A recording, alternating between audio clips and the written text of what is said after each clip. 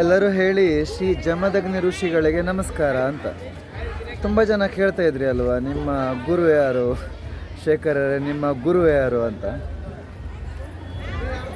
ನಿನ್ನೆಯಿಂದ ಶಿಷ್ಯನಾಗಿ ಸ್ವೀಕಾರ ಮಾಡು ಶ್ರೀ ಜಮದಗ್ನಿ ಋಷಿಗಳು ಯಲ್ಲಮ್ಮ ದೇವಸ್ಥಾನದಲ್ಲಿ.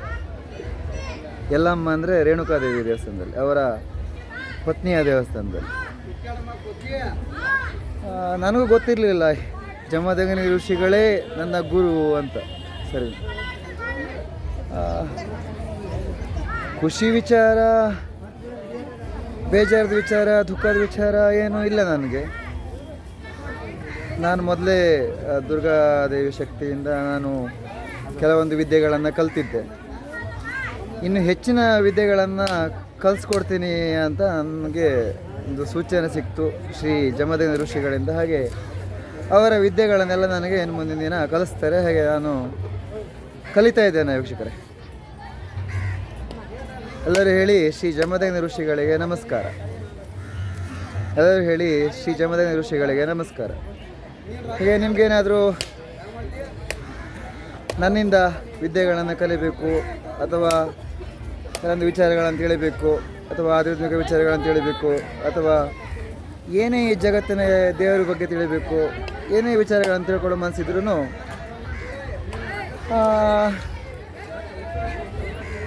ನನ್ನ ಬಂದು ಭೇಟಿ ಆಗ್ಬೋದು. ಸರಿನಾ? ನಾನಿರೋದೇ ಜನಸೇವೆಗೆ.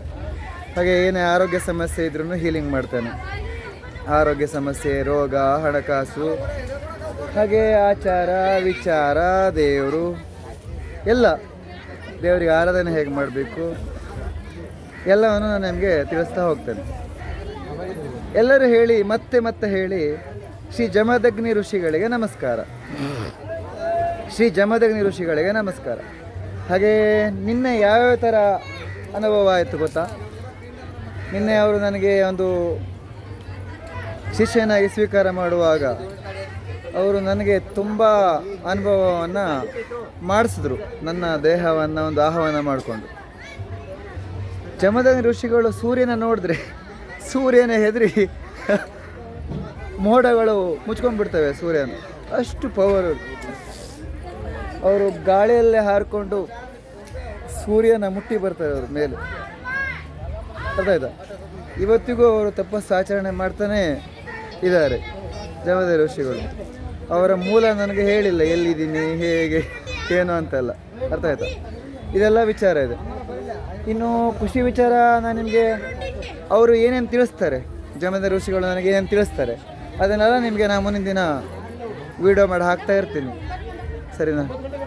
ಅವರು ಕಲಿತ ವಿದ್ಯೆ ಒಂದೆರಡಲ್ಲ, ಈ ಭೂಮಂಡಲವನ್ನೇ ಹೊತ್ತಂತಹ ಶ್ರೀ ಜಮದಗ್ನಿ ಋಷಿ ಮುನಿಗಳು ಅವರು ಮಾತಾಡಲ್ಲ, ನಾನು ಮಾತಾಡ್ತಾ ಇದ್ದೀನಿ. ಮುಂದಿನ ದಿನ ನಾನು ಮುನಿ ಆಗ್ತೀನಿ. ಸರಿನಾ? ತುಂಬ ಖುಷಿ ಆಯಿತು ವೀಕ್ಷಕರೇ.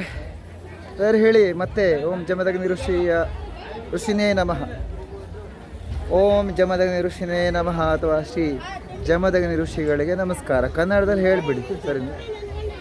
ಅವರು ಕನ್ನಡಿಗರೇ. ಅದಕ್ಕೆ ನಮ್ಮ ಸೌದತ್ತಿ ಯಲ್ಲಮ್ಮ ಸೌದತ್ತಿಯಲ್ಲಿ ನೆಲೆಸಿದ್ದಾರೆ.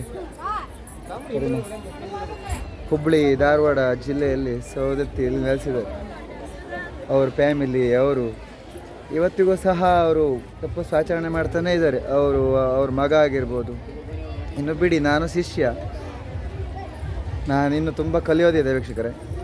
ಹಾಗೆ ನಾನು ಕಲಿತ ವಿದ್ಯೆಗಳನ್ನು ನಿಮಗೆ ಒಂದು ದಾರಿ ಎರಿಬೇಕು, ನಿಮಗೆ ಒಂದು ಆಚಾರ ವಿಚಾರಗಳನ್ನು ತಿಳಿಸ್ಬೇಕು ಅಂದರೆ ಮನಸ್ಸಿದ್ದವರು ಬಂದು ಭೇಟಿಯಾಗ್ಬೋದು, ನಂಬಿಕೆ ಇದ್ದವರು, ಮನಸ್ಸಿದ್ದವರು. ಎಲ್ಲರೂ ಹೇಳಿ ಓಂ ಪರಶುರಾಮಾಯ ನಮಃ, ಅಂದರೆ ಶ್ರೀ ಪರಶುರಾಮ ಅವರಿಗೆ ನಮಸ್ಕಾರ, ಶ್ರೀ ರೇಣುಕಾದೇವಿ ಅವರಿಗೆ ನಮಸ್ಕಾರ, ಶ್ರೀ ಜಮದಗ್ನಿ ಅವರಿಗೆ ನಮಸ್ಕಾರ ಅಂತ ಹೇಳಿ. ಮತ್ತೆ ಹೇಳಿ, ಎರಡು ಕೈ ಜೋಡಿಸಿ ಶ್ರೀ ರೇಣುಕಾದೇವಿ ಅವರಿಗೆ ನಮಸ್ಕಾರ, ಶ್ರೀ ಜಮದಗ್ನಿ ಅವರಿಗೆ ನಮಸ್ಕಾರ, ಶ್ರೀ ಪರಶುರಾಮ ಅವರಿಗೆ ನಮಸ್ಕಾರ ಅಂತ ಹೇಳಿ. ಅವರಿಂದ ನಿಮಗೆ ಸಂಪೂರ್ಣ ಅನುಗ್ರಹ ಆಗುತ್ತದೆ. ಅವರಿಗೆ ಕನ್ನಡನೇ ಇಷ್ಟ ಸಂಸ್ಕೃತಕ್ಕಿಂತ. ಕನ್ನಡಿಗರು ಅಂದರೆ ತುಂಬ ಇಷ್ಟ ಅವರಿಗೆ. ಮತ್ತೆ ಮತ್ತೆ ಹೇಳಿ ಶ್ರೀ ಜಮದಗ್ನಿ ಋಷಿಗಳಿಗೆ ನಮಸ್ಕಾರ. ಶುಭ ದಿನ. ಹಾಗೆ ವಿಡಿಯೋನ ಆದಷ್ಟು ಶೇರ್ ಮಾಡಿ ನಿಮ್ಮ ಸ್ನೇಹಿತರಿಗೂ, ಅವರಿಗೂ ತಿಳ್ಕೊಳ್ಳಿ, ಹಾಗೆ ಅವರು ನಮ್ಮ ಆಶೀರ್ವಾದನ ತಗೊಳ್ಳಿ ಅಂತ ಹೇಳ್ತಾ ವಿಡಿಯೋನ ಮುಗಿಸ್ತೇನೆ. ನಮ್ಮದು ಅಂದರೆ ಜಮದಗ್ನಿ ಋಷಿಗಳ ಒಂದು ಶಿಷ್ಯ ಶೇಖರನ ಆಶೀರ್ವಾದ ಯಾರಿಗೆ ಬೇಕೋ ಅವರಿಗೆ. ಶುಭ ದಿನ.